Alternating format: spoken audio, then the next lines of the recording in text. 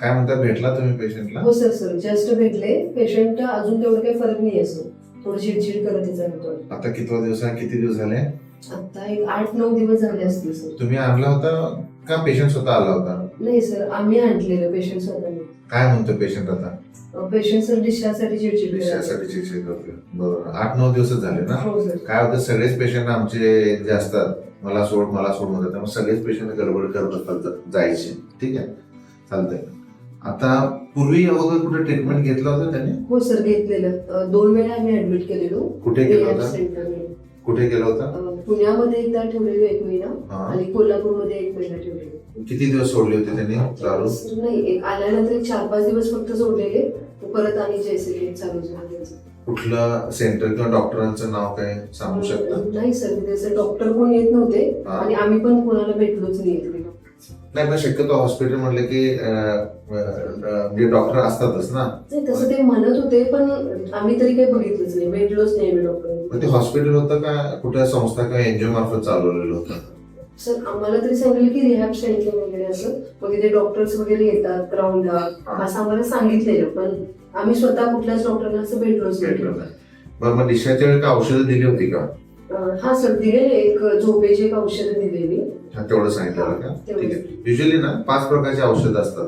एक दारू बंदराचा त्रास होऊ नये म्हणून, दारू पिण्याची इच्छा जावी म्हणून, दारू पिला तर रिॲक्शन झाली पाहिजे म्हणून, असं पण औषध असतं. आणि का पितो, कशासाठी पितो, म्हणजे मानसिक आजार असेल तर त्याची पण ट्रीटमेंट, आणि शारीरिक व्याधी म्हणजे बीपी, शुगर किंवा जे काय असतील तर त्या शारीरिक व्याधीची पण आम्ही ट्रीटमेंट देत असतो.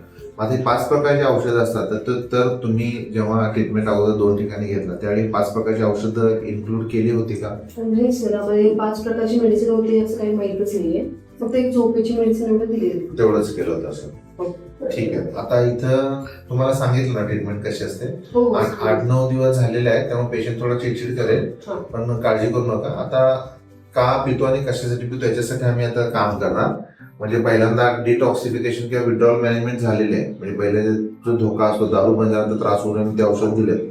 आता हळूहळू आम्ही मानसिक चाचणी पण करतो आणि का पितो, कशासाठी पितो याच्यावरच काम करतो, म्हणजे जेणेकरून रिझल्ट आपल्याला मिळायला पाहिजे. ठीक आहे. आता पेशंट म्हणेल गडबड करायला जायचं तर तुम्ही आमच्यावर सोपा आणि डॉक्टर सांगतील तसं आपण करू म्हणून त्यांना सांगा. ठीक आहे.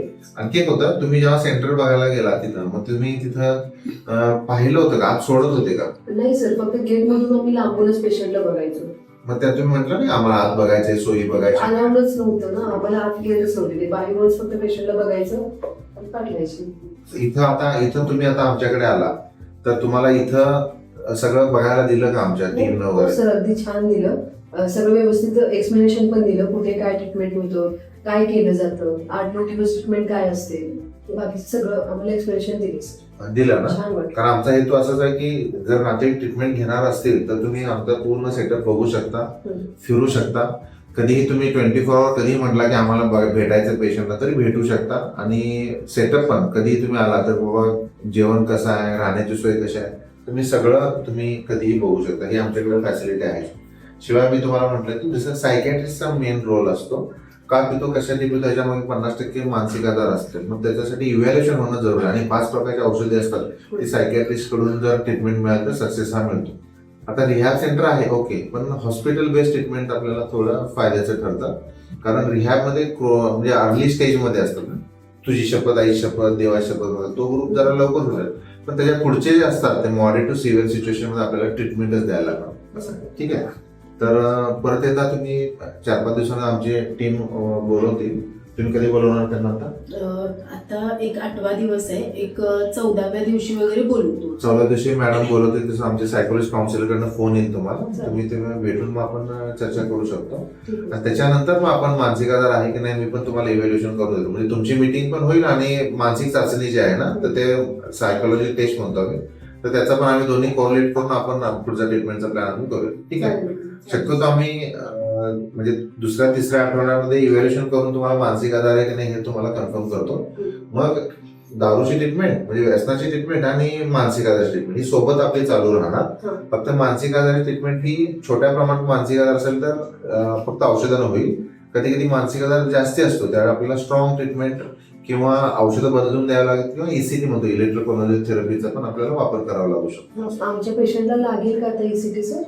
सध्या नाही, आता 9वा दिवस आहे, तर 10-12 दिवसांनी 14व्या दिवशी मॅडम आणि आम्ही सगळी टीम तुमच्याशी पुन्हा डिस्कस करू, चेक करू आणि मग ठरवू लागेल की नाही. लेटेस्ट ट्रीटमेंट पण आम्ही ऍडिक्शनला पण वापरतो आता, RTMS म्हणून आहे, रिपिटेटिव्ह ट्रान्सक्रॅनियल मॅग्नेटिक स्टिम्युलेशन. याच्यामध्ये काही स्टडीज आहेत की जिथं अल्कोहोलचं जे क्रेविंग आहे, ऍडिक्शनचं क्रेविंग कमी करायला मदत होतं, रिझल्ट मिळतो. तर ती पण ट्रीटमेंट आपण पॅरलल घेतलेली बरी राहील.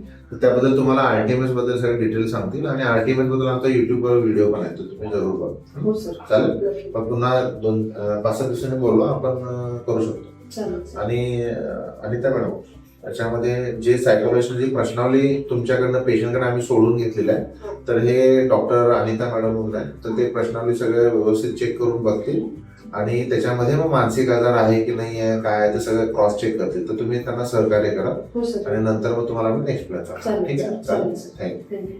चालेल.